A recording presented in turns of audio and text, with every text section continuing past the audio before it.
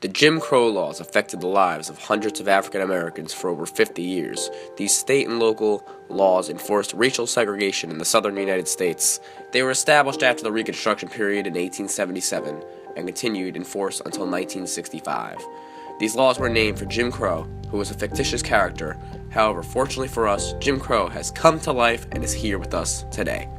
My idea when creating the Jim Crow laws was to separate blacks and whites because personally, I feel like they need to be separated because whites have the predominant role in society.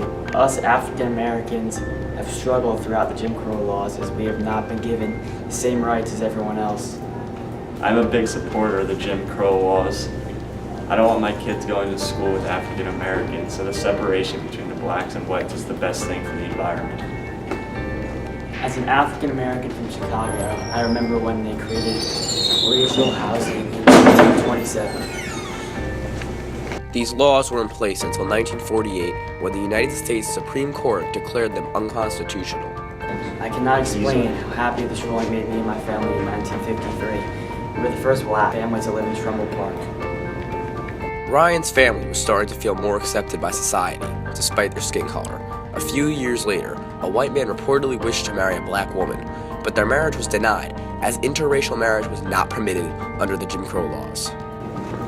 I just couldn't believe it. Like, a white man wanting to marry a black woman?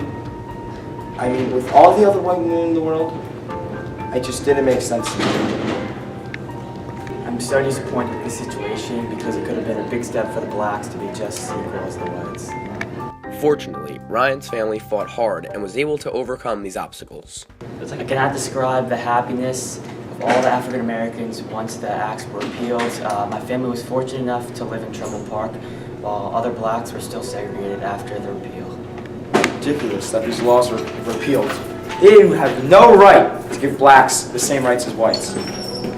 I have 4 children and it's completely absurd for them to be learning in the same school as blacks. Something has to be done. There has to be a change.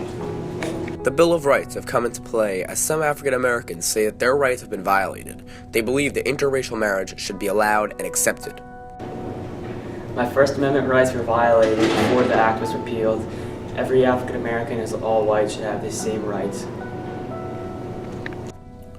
The Jim Crow laws have left a lasting impression on society.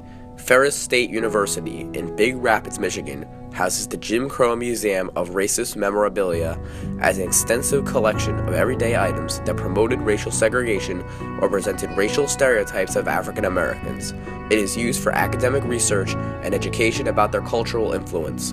Also, in 2012, civil rights advocate Michelle Alexander wrote a book titled The New Jim Crow, which argues that America's war on drugs, which negatively depicts African Americans, is similar to the Jim Crow laws.